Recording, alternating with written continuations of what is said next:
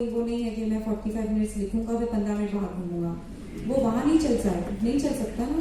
तो आपको वहाँ पर ये चीज़ और मुझे लगता है विनीत ने भी ये किया होगा कि लास्ट में तो अपने आप ही बढ़ जाता है वो। बिल्कुल हाँ, ये हमने सही कहा, जब मन ना लगे तो ये बहुत अच्छा है कि चलो 45 मिनट पढ़ लेते हैं, और जब शुरुआत करें ना तब ये बहुत काम आती है। मैंने जब शुरू किया था तो बैठने में मन नहीं लगता था, तो ये 45 मिनट बैठे, 10 मिनट थोड़ा सा रिलैक्स या कुछ यूट्यूब पे वीडियो, और वो धीरे धीरे बढ़ाते जाइए। 45 की जगह फिर 50, 50 से 55, इस तरीके का।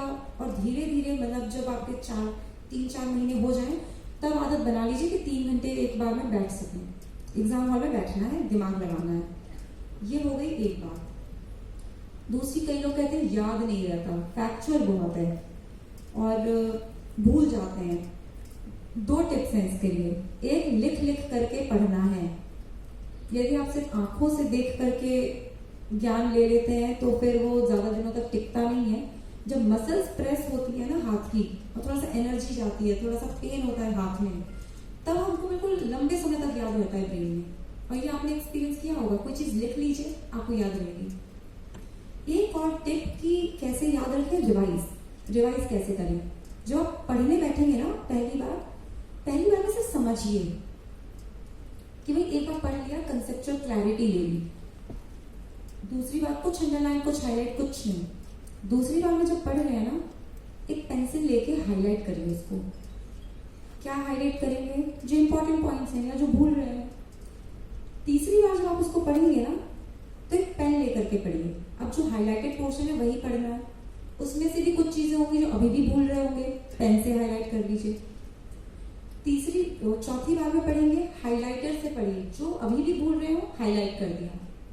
अब ये जो हाईलाइटेड चीजें हैं इनको जब आप रिवाइज करने के लिए जाएंगे, और चिंता मत करिए, हम लोगों की किताबें काफी रंगी हुई होती थी। सोचते थे कि पेज में से 3-4 लाइनें निकलेंगी, कई बार आधा पेज निकल आता था।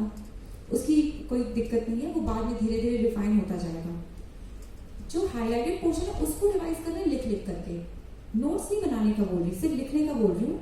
रफ निकलनी चाहिए, मतलब मेरे रूम में से इतनी रफ निकल आती थी हर महीने, क्योंकि लिख लिख करके पढ़ती थी। ये 2 चीजें आपको काम आएंगी जब रिवाइज कर रहे हैं। हाईलाइटेड पोर्शन रिवाइज करिए, ज्यादा भूल रहे हैं स्टार मार्क लगा लीजिए।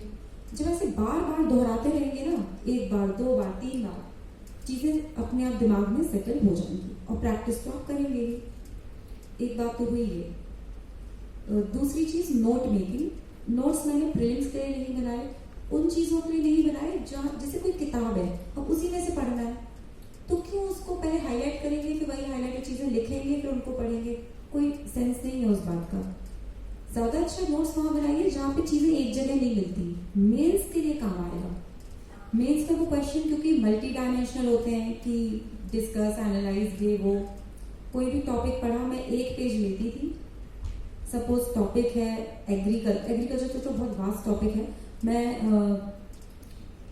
कौन सा टॉपिक बोलूँ मैं, चलिए प्राइवेटाइजेशन ले लिया। व्हाट इज प्राइवेटाइजेशन, अभी क्या हो रहा है, इस तरह के 2-3 लाइन में। इसके चैलेंजेस क्या हैं या प्रॉब्लम्स क्या हैं, इसके एडवांटेजेस क्या हैं, what is the government doing, government को और क्या करना चाहिए, और एक ओवरऑल विजन क्या है हमारा। विजन आपका कंक्लूजन बन जाएगा। मेंस के आंसर राइटिंग में डेटा इंपॉर्टेंट है, क्योंकि कई बार खोलने में क्वेश्चन को वो मदद कर देता है आपकी। तो क्या करना है, शीट्स लीजिए, हाफ में डिवाइड करिए। एक लिखिए एजुकेशन, विमेन, जो डेटा मिले, डेटा अच्छी क्वालिटी का, ये उल्टे सीधे सोर्सेस नहीं। यूनाइटेड नेशंस के जो आते हैं, यूएनईपी, यूनिसेफ, जैसे यूनिसेफ का कोई डेटा आ गया एजुकेशन पे, एसर की रिपोर्ट है, मिनिस्ट्री ऑफ अर्थ साइंसेस का एनवायरमेंट को लेकर के, ऐसे WHO का कोई रिपोर्ट है, ऐसे डेटा यूज करिए। इकोनॉमिक सर्वे का डेटा यूज करिए, बजट का डेटा यूज करिए, और कोट करिए कि according to economic survey this. उससे क्या होता है, क्वेश्चन को क्रेडिबिलिटी मिल जाती है। और ये आपको हर एक टॉपिक के लिए बनाना है डेटा शीट, ये आपको बहुत काम आएंगे। एसेज वगैरह लिखने में भी आपको ये हेल्प करेगा। इसके अलावा मैंने कोविड पीरियड में एक बहुत इंपॉर्टेंट चीज सीखी है, वो मैं आपके साथ शेयर करना चाहती हूँ। मार्च 2020 पहला लॉकडाउन, और लगभग सितंबर 2021 जब तक रिजल्ट नहीं आ गया, परिस्थितियां थोड़ी वैसी नहीं, क्योंकि पहली वेव, फिर दूसरी वेव, घर ही में थी मैं पूरा टाइम। यकीन मानिए घर से मैं बाहर नहीं निकली इस टाइम में, क्योंकि डर लगता था कोविड हो गया तो समय बर्बाद होगा, नौकरी छोड़ करके बैठा हूँ। मुझे ये रियलाइजेशन हो गया कि मेहनत यार अपनी होती है, सेल्फ स्टडी से निकलता है ये एग्जाम। यहाँ जा करके पढ़ना, दिल्ली और मुंबई और बैंगलोर, कोई सेंस नहीं है इस बात की।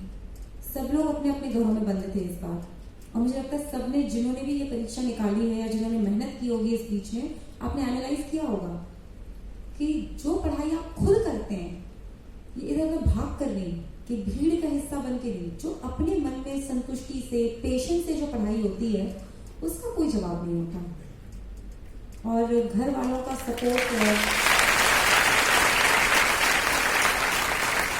और कुछ पेरेंट्स हैं यहाँ पर, ऐसा मुझे बताया गया, तो पेरेंट्स के लिए या आप लोगों के लिए भी, कि घर में पढ़ाई का माहौल कैसे बनाना है, या फ्रेंड्स के साथ रहते हैं तो फ्रेंड्स के साथ कैसा बनाना है। घर मतलब जहाँ आप रहते हैं।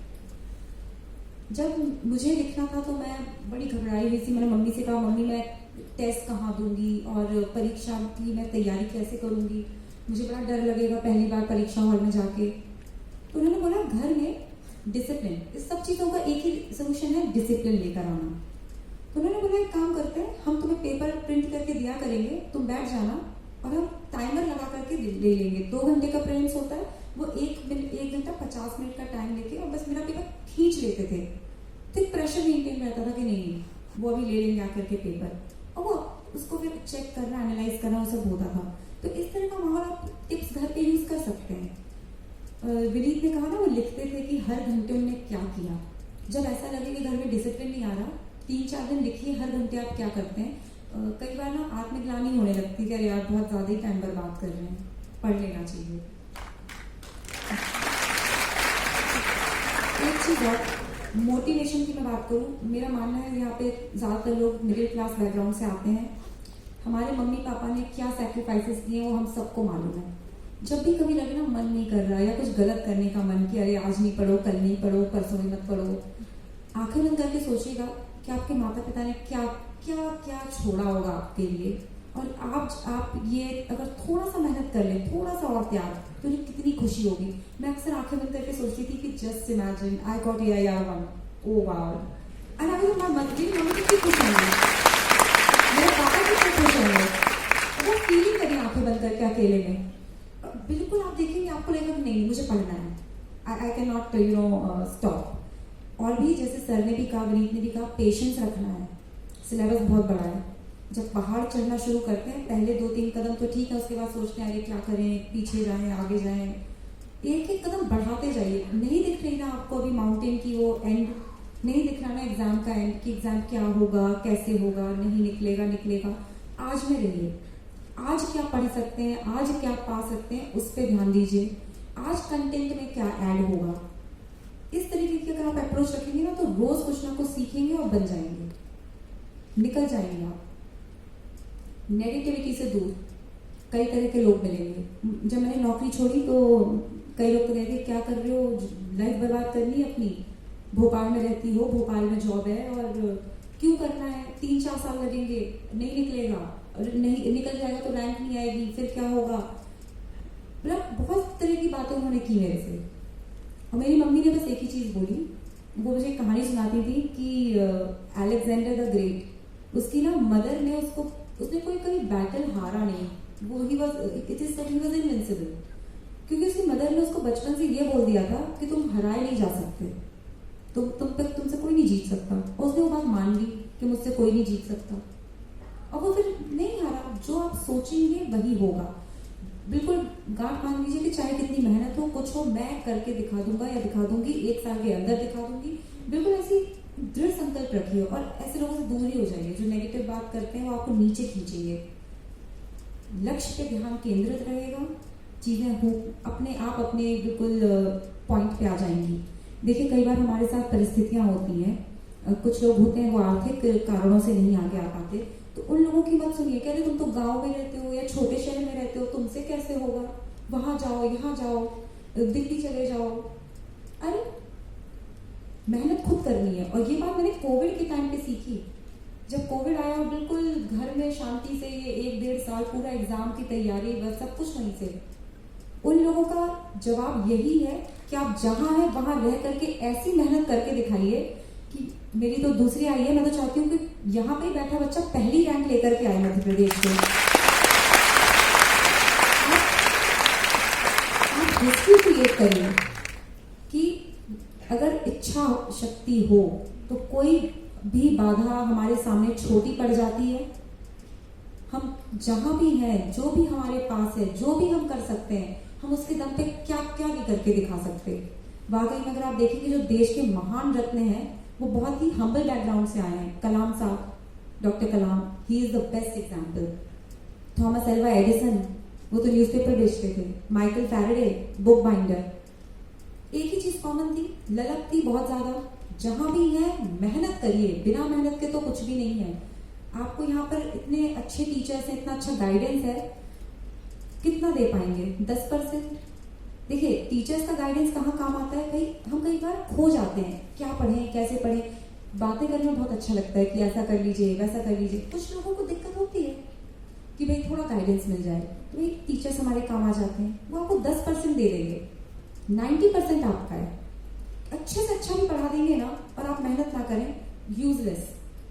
आप मेहनत करें, गाइडेंस थोड़ा कम भी पड़ जाए, 100% रिजल्ट। अपने दिमाग को खोल करके रखना है, पॉजिटिव रहना है। एक लाइन मैं जरूर कहूंगी और आप याद रखिएगा, सोल्यूशन ओरिएंटेड। प्रॉब्लम्स आएंगी, उसका सोल्यूशन क्या है? सब्जेक्ट बोरिंग है, बुक बहुत मोटी है, एक बार में नहीं पढ़ी जाती। Solution divided. अंग्रेजों ने पॉलिसी यूज की थी इंडिया के लिए, डिवाइड एंड रूल। स्पेक्ट्रम की जब मैंने किताब उठाई, 800 पन्ने, जो मेरा एडिशन था ग्रीन वाला, और मुझे लगा 800 पन्ने हिस्ट्री, इंजीनियरिंग के स्टूडेंट को हिस्ट्री तो ऐसा लगता है कि शॉक सा देती है। ठीक है 800 पन्ने हैं, मैं 30 दिन में पढ़ूंगी, डेली 2-2, 3-3 घंटे निकालूंगी, 30-30 पेज पढ़ूंगी, अच्छे से रट लूंगी। भाई 30 पेज पढ़ सकते हैं ना, 100 पेज नहीं पढ़ सकते कि 8 दिन में खत्म कर दी। 30 पेज तो डेली पढ़ सकते हैं, वो करेंगे। 30 पेज भी नहीं पढ़े जाते, मैं 1 महीने नहीं, मैं 2 महीने में करूंगी 15-15 पेज करके। वो भी नहीं होता, मैं इतना डिवाइड कर दूंगी कि मैं उसको जीत लूं। अपने हिसाब से करिए, यूजुअली हो जाता है। हमें डर लगता है, जिस भी सब्जेक्ट में ज्यादा बोरिंग लगे ना, उसमें ये टेक्निक कर लेना कि दिन में 3 घंटे केवल उसको निकाला, फिक्स नंबर ऑफ पेजेस पढ़े और आगे बढ़ गए। तो मुझे लगता है मैंने ऑलरेडी बहुत ज्यादा टाइम ले लिया, और नहीं लिया, भी क्वेश्चन सेशन में ले लेंगे जो भी आपके डाउट्स रह गए होंगे। तो बस एक बार यही कहना है कि you can, you will, nothing can stop you. मुझे पता नहीं ऐसा फीलिंग आ रहा है कि शायद आगे चल करके वही में से कोई रैंक पर निकलेगा, क्योंकि मैं भी थोड़े टाइम पहले उसी साइड पे थी ना, तो ऐसा लगता था अरे कुछ अलग लोग होते हैं क्या? कुछ नहीं, बिल्कुल लेवल प्लेइंग फील्ड है। एग्जाम में हर व्यक्ति एक जैसा है, लेकिन बस जो बेसिक्स हैं, मेहनत करिए, discipline, book list, practice, feedback, और हिम्मत नहीं हारना, सेल्फ बिलीफ रखना। तो मैं बिल्कुल मैं बहुत खुश हूँ। एक तो मैं यहाँ आई, और एक चीज़ और बता दूँ एलन सर का, कि जब वो आए मुझसे मिलने के लिए तो उन्होंने कहा कि आप आइए मिलिए। तो मैंने कहा नहीं, इंदौर जाना पड़ेगा, मैं भोपाल से हूँ। तो उन्होंने बोला कि आपकी कुछ लर्निंग रही है तो आप प्लीज शेयर करिए स्टूडेंट से। तो मैंने कहा ठीक है। मैंने पूछा आप कौन से उससे हैं? तो मैंने कहा कौटिल्य। तो बहुत अच्छा रीच है कौटिल्य का, इसलिए मैंने डिसाइड किया कि मैं यहाँ आऊँ ताकि ज़्यादा से ज़्यादा बच्चों से रूबरू हो सकूँ।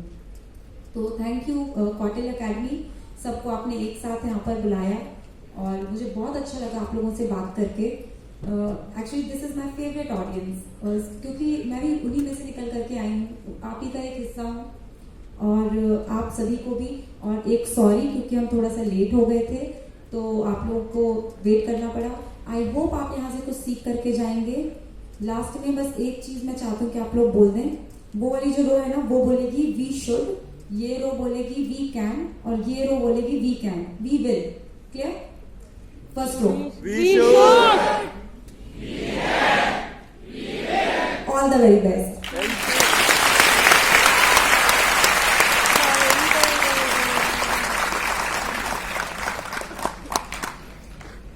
थैंक यू जागृति।